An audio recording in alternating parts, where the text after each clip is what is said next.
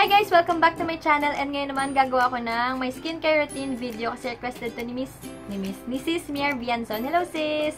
So start na tayo agad. Kapag may pimple ako, ang unang pinanghihilamos ko is itong Pond's Complete Solution Acne Clear White.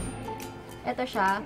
Bale na prevent ito yung paglaki or pagmaganong pimple ko. So, ito yung ginagamit ko.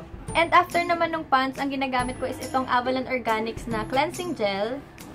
Nakuha ko to sa may BDJ box. Napalanunan ko to sa may BDJ box and nagandahan naman ako dito. So, yun lang yung ginagamit ko kapag naghihilamos ako. Yung Pond's, tsaka yung Avalon Organics. And next naman is, after ko maligo, syempre, maglalagay ako ng Avalon Organics Vitamin C Renewal Revitalizing Eye Cream. So, eye cream yung unang nilalagay ko.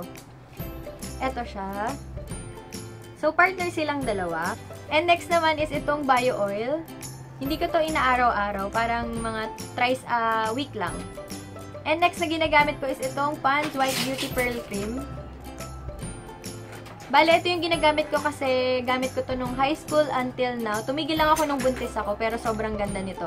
Kasi nung bumibili ako sa may palengke dito sa amin, lagi niya sinasabi ang blooming daw ng mukha ko. Feeling ko ito yun kasi ito lang naman yung ginagamit ko dati sa mukha ko. So, inulit ko siya ulit ngayon.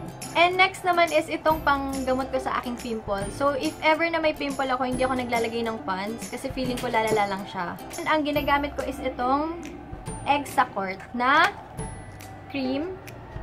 Bigay ito ng tita ko kay Kel and hindi pa naman si Kel nagkaka-rashes kaya ako na lang muna yung gumamit. So sabi ng tita ko nilalagay niya to sa mga pimples niya. So yung tinry ko siya naging effective naman siya sa akin. So yun lang ang aking skincare routine. Sana nag-enjoy kayo sa video na to and sa susunod ulit na aking video. Bye!